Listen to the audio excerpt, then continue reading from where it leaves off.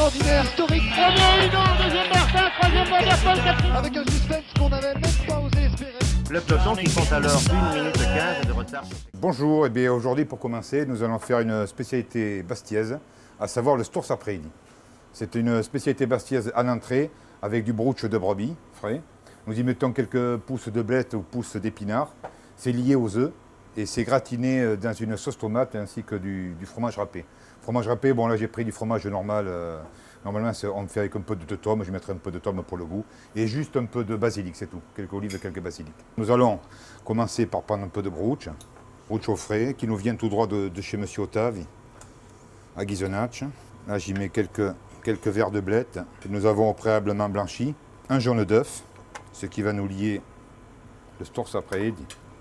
Alors là, moi, je le fais à la cuillère, à la fourchette, comme à la maison, vous voyez. On va y rajouter un peu de fromage. On peut y mettre également un petit fromage persillé, un vieux brooch au passe, ça fait l'affaire. Cette opération étant faite, nous allons faire des petites boulettes que nous allons passer à la farine. Autrefois, ils le faisaient dans des verres, c'est-à-dire ils mettaient de la farine dans un verre, ils faisaient la boulette et ils tournaient avec le verre, vous voyez. Moi, je vais les faire avec des gants, ça va très bien. Ça, c'est vraiment une spécialité bastiaise. Dans le Haut-Bastia, ils faisaient ça autrefois. Vous savez que la Corse est une terre de bergers, donc pastorale, des fromages. Alors, ce sont des boulettes, il y en a qui les font frire. La vraie recette, c'est pocher. Alors, de l'eau bouillante, salée, je les plonge délicatement pour pas qu'elles s'éclatent. Voilà. En principe, quand elles montent à la surface, elles sont cuites. Ça prend à peu près 5 minutes, on va dire. Pendant ce temps, je prends mon plat à rôtir, où je vais y mettre un peu de tomate, coulis de tomates que nous avons fait, tomates fraîches, oignons, ail, persil. Voilà. Je vais rajouter un peu de basilic.